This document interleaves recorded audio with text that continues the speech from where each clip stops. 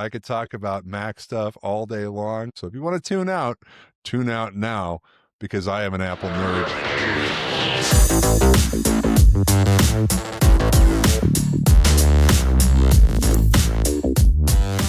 Hey there, welcome to Helical Brew. I'm Mike Ouren, and we're glad to have you with us. This episode is going to be a little bit different. I'm going to be talking about all things Apple. I think I'm going to do this episode solo. That opening I gave was actually inspired by a show I've been watching since I was in middle school, really, back in the 80s. And that's about when the show started. It was a bit earlier than I was in middle school, of course. It was right around 1980. And they're celebrating their 45th anniversary. And I just want to give a shout out to John Davis, who's in this picture here on the website. He's standing next to this car. I remember watching him when he was much younger, but real kudos to these folks in the show. He's been the staple of the show and the host from the very beginning. Had several co-hosts and things like, series and whatnot that have stuck with the show, although co-hosts have moved on to other things or retired. He is stuck with it, and MotorWeek is just a fantastic show about all things automotive. I was a car geek when I was younger, more of one, less now maybe, but I still watch the show, and they have continued to modernize on how you can consume the show. Right now, you can just go onto YouTube TV and consume the show through the search engine. Just pick it, set it to your library to automatically record, and you'll have all the MotorWeek you can possibly want to watch and see. Great reviews on vehicles and what's happening in the automotive industry, which is an industry that, as we know, drives the world more than most other ones. I mean, you can think of shipping. All things transport are a big part of modern society, as they were back when this show started. So they did a 45th anniversary episode, and it was great to see a lot of the behind the scenes of how the show's made. So I highly recommend you go over to motorweek.org and notice that .org, this has been part of Maryland Public Broadcasting from the very beginning. The studio he's standing in is actually at the Maryland Public Broadcasting office and studio. So he's been doing this out of a public broadcasting studio this entire time. They have sponsors, of course, but that's also remained extremely consistent. The show goes, all the way through. You get a couple shout outs to advertisers. No big deal. It's not one big ad splattered show like so many other shows are. So take a look, enjoy. I highly recommend it. It's a show that I've been hooked on for years. I know several other people I know that are into cars. Just the way John Davis delivers the message, and really all the other show participants and reporters. I think John's been an inspiration to all of them, and I think he has certainly inspired me to get up in front of a camera and a microphone. So switching gears over to Apple Macintosh. 1998 was when I bought my first Macintosh. It was at that time, I believe, yes, it was the last Macintosh you could buy. I've learned over time, you never want to buy the last of something in general, because that computer depleted quite fast. And I'll tell you why in a moment. I bought this computer. It was the last product that was in the pipeline before who took over, or took back over is the better way to put it. Steve Jobs came back. I bought the last computer he had nothing to do with, really. And it had a rainbow colored apple at the bottom of the screen. It was a laptop, PowerBook G3. I'll never forget it. It had this smattering of ports, which were all things Macintosh at the time. The ADB bus, Apple desktop bus. It had RS-485 or 422/485, which is that protocol that was a twisted pair, full duplex protocol before things like USB and whatnot, and quite noise immune for that time. SCSI, big monster, lots of copper SCSI. I'm not sure if it had a parallel port or not, but it was a ridiculous amount of ports on the back for this computer, and heavy, but so sleek. And I was in love with it from the day I had it. And it had this, port system where you could pop out a CD player, put another battery in, so you could have two batteries at the same time. Very cool, and looked so sleek compared to other computers that were out at that time. Dell Latitude or you name it. Not so great. And I quickly had to replace it with the first job that Steve Jobs had a influence on, and that, of course, included USB. It was the PowerBook Wall Street G3 or G4. It was a G4 processor. The G4 IBM Power PCs were just starting to come out at that time, and it was fantastic, right? It was, that computer lasted for a while, and it wasn't very long before I was running the first version of OS 10 on that computer. And as we know, OS 10 is turned into this year-based nomenclature, but at that time it was 10.0, 10.1, 10.2, 10 point, I don't know, 18. Can't remember how many of them there were, but I think Apple smartly dumped the 10 architecture because, it used to be OS 5, 6, 7, 8, 9, right? You had all these different main, primary numbers for the naming of the operating systems. And then we just went from, 10.1, 10.2. Now we have year base. So they've iOS, macOS, tvOS, watchOS, and a variety of other things. I believe Home OS, right? They are all the number of the year that they came out. So we're looking at, because they're released at the end of the previous year, the current version that is out and about is iOS or tvOS or macOS 26. That's what I'm running right now. It's quite a big change to the appearance.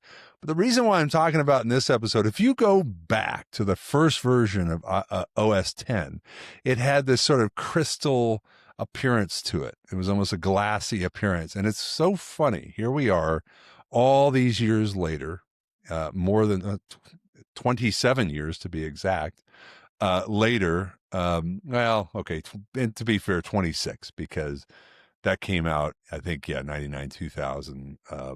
But you had this glassy appearance to it in the first version of OS 10. And I feel like we've come back to that a little bit. If you look at the, it's not so obvious in Mac OS, but for those of you that are phone users or tablet users, as soon as you popped on OS 26, you definitely saw a more glassy appearance, which this is their future. This is what they're betting on. They have dialed some things back. I think that's typical Apple style. They've always done that. They did that in the first version of OS 10. They went in very aggressive with the glassy architecture, pulled it back, dialed things a little bit into the middle zone, if you will, and compromised with customers. Thinking about there's another anniversary that's coming up pretty soon. Think about it. It's going to be 2027. When did the first iPhone come out?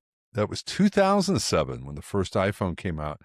And that will be 20 years of iPhone. And that is going to be a huge, huge anniversary for that. And we're already at, more than 25 years since Steve Jobs came back to Apple to do that, but it wasn't that much longer. I mean, he was able to work with his team and find a viable product to put in our hands in 2007. And he only really got the full reins around 98, 99, when Next Computer was sold to Apple. So it didn't take him long to innovate, less than 10 years. And of course they did the iPod before that. It's a really fantastic anniversary coming up. I can't wait to see what that 20th anniversary iPhone is going to be. I'm probably not going to get one. I think I'm trying to do every other year. And you know what? When you're off a year, you're off a year. You just have to be patient. I used to not do that. I used to be like all in. Give me another one. I'll just, somehow I justify it in my hand to go get another iPhone. But I've been able to restrain myself since I would say the iPhone 12. That's one I held for 2 years, and I pretty much held every phone after that for 2 years. And I think it settled in nicely, to do every other year. Moving on to the Mac, this is going to be a slow year. This is going to be a slow, I would say, Christmas season, for the Mac. It's been a great year for the Mac. Don't get me wrong. Let me put some context behind that.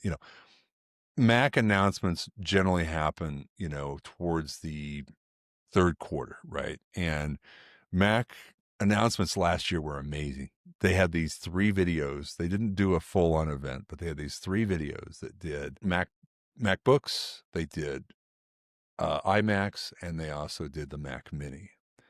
I immediately ordered a Mac Mini upon seeing the video of the Mac Mini. I had always been an iMac person. They are building some of the most incredible computers. And, you say this, you hear this every year. Yes, they build better computers every year.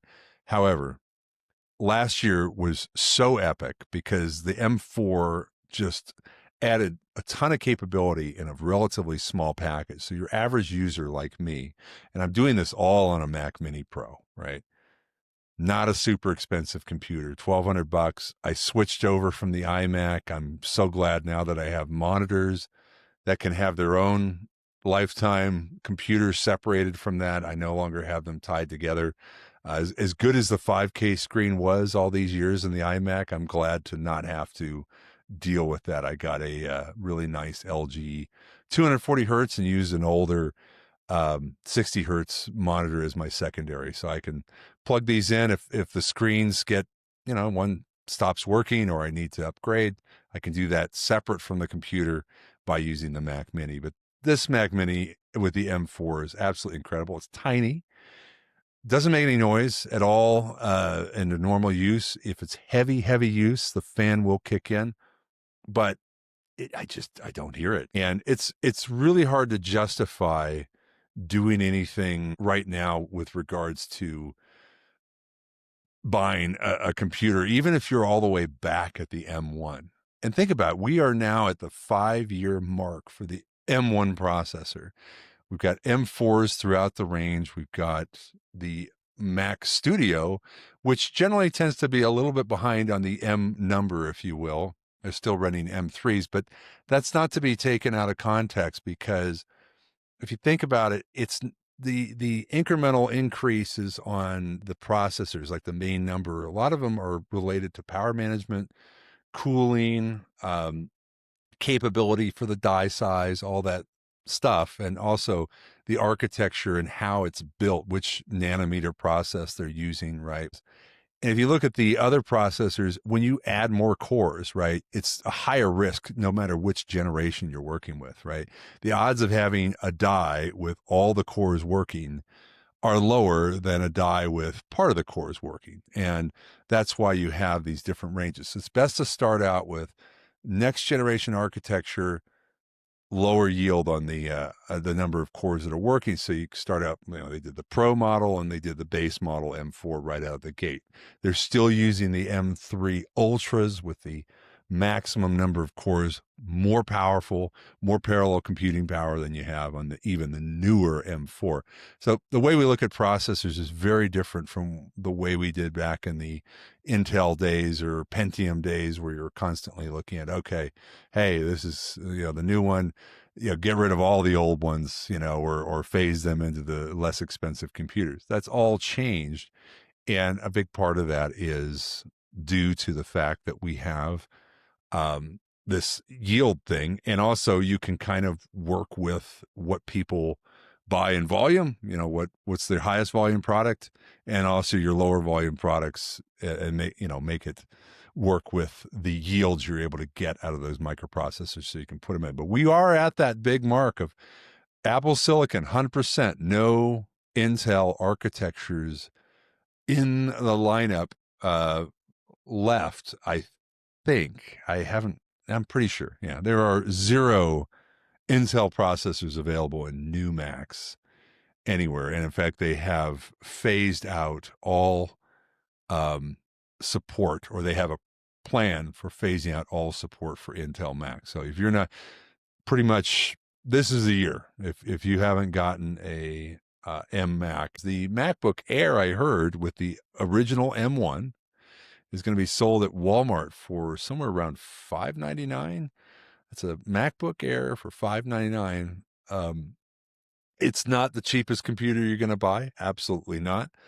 But the M1 is so capable still. You're only going to run into memory issues. Even, I'll go ahead and say it. For the next 2, 3, plus years, you still be able to use that computer, 5-year-old processor, and it's just going to be a memory question, right? Memory is going to drive so much of what we're doing, the neural engine and the implementation of localized AI capabilities, whatever those are, right?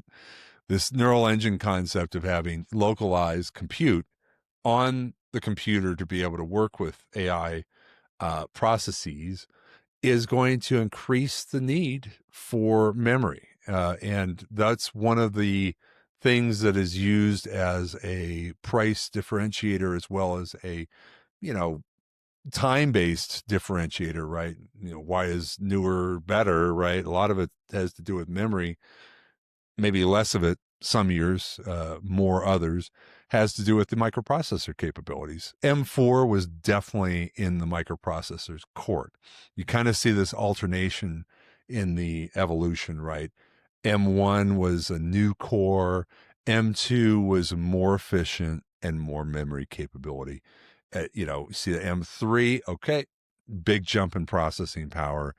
M4, also a decent jump in processing power, but the memory built in on a, even a base model mini jumped significantly. So they're adding more capability and more hardware without an increase in price year over year. So it is time. You can see the comparisons here on the MacRumors site. That is my go-to, by the way. MacRumors is all things Mac. If you are shopping for a computer, even if you're maybe not necessarily shopping for a Mac, and you're for yourself, but you want to look for you got a kid going to school, college, right? Sending them off. It's a great site to kind of understand what is out there and what the capabilities are and what you need at the end of the day. Graphics capability was a huge jump in M4, and that's something that these graphics card manufacturers, as we know, if you ever talked with somebody that builds their own computer, NVIDIA, ATI, they're always talking in 4 numeric digits.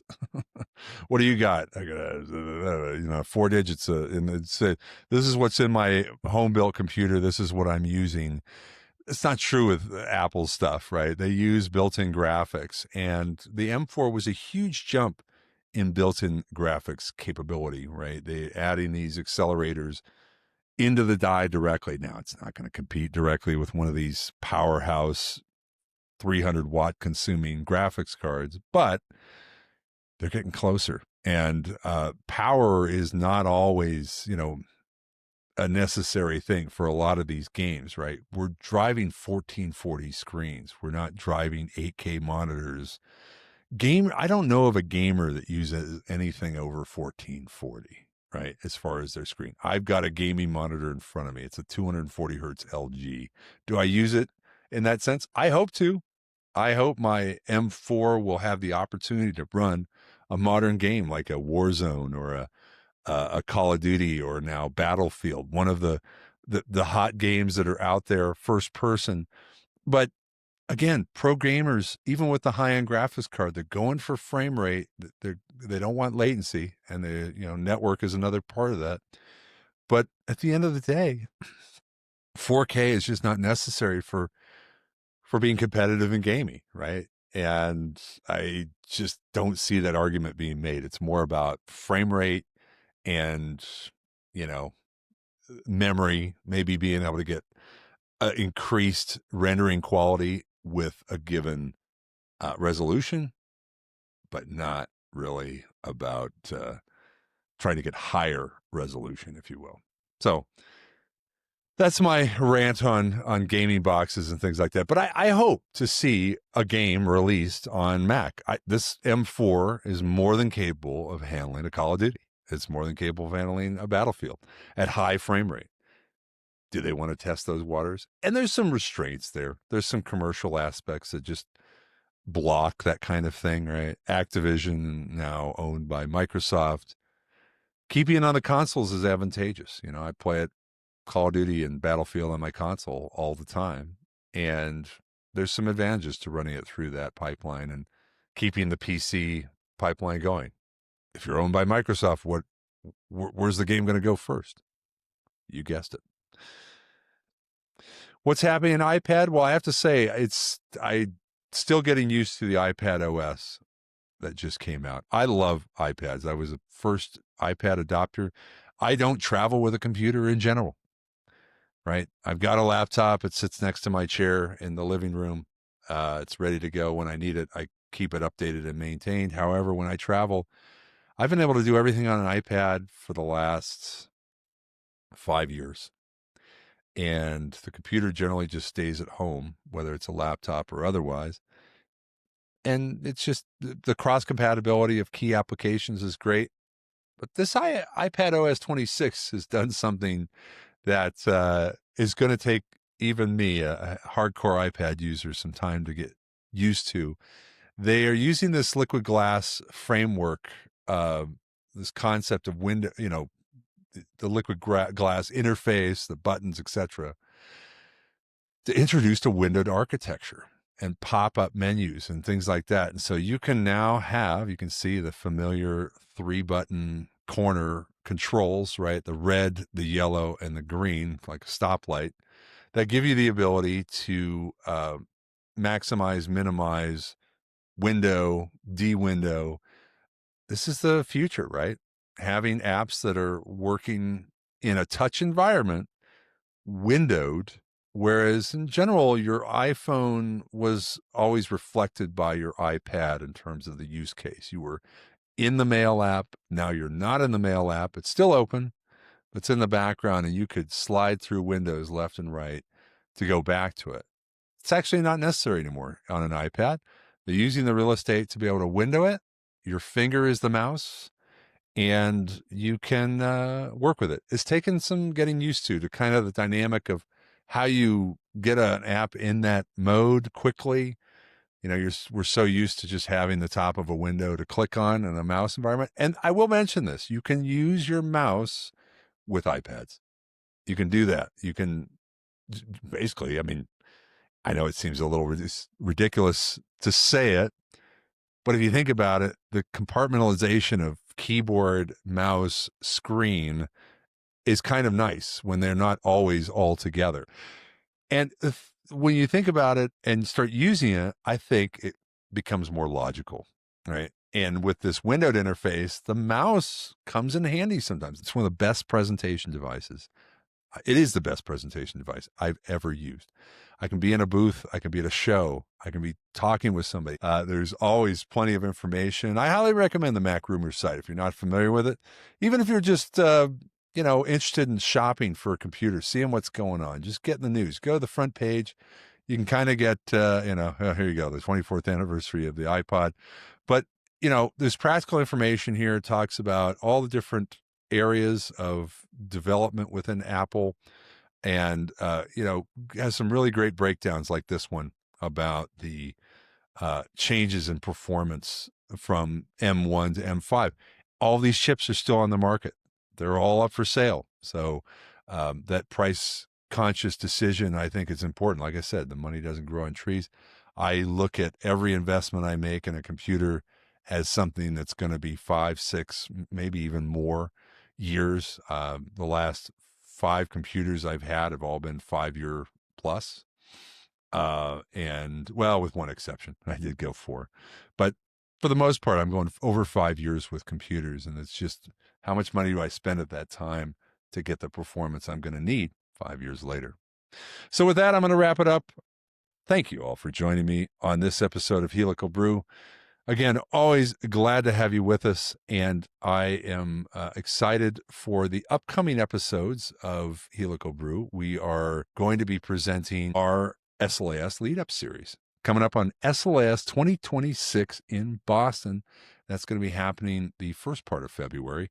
For more information, go visit www.slas.org and come visit us. Come hang out with the Helical Brew crew. We will be posting up more about that as we go forward between now and showtime. So we'll see you soon. For more information about Helical Brew, visit our website, helicalbrew.com. It takes you straight to our YouTube page. And you can also subscribe to us. Just look up Helical Brew on both Spotify and iTunes. Spotify, it's going to be video and audio. On iTunes, it's audio only. So with that, this episode of Mac Brew is wrapped and brewed. See you next time. Thank you for joining us on the Helical Brew. We're glad to have you with us. For more episodes, please visit our website at helicalbrew.com. That's helicalbrew.com.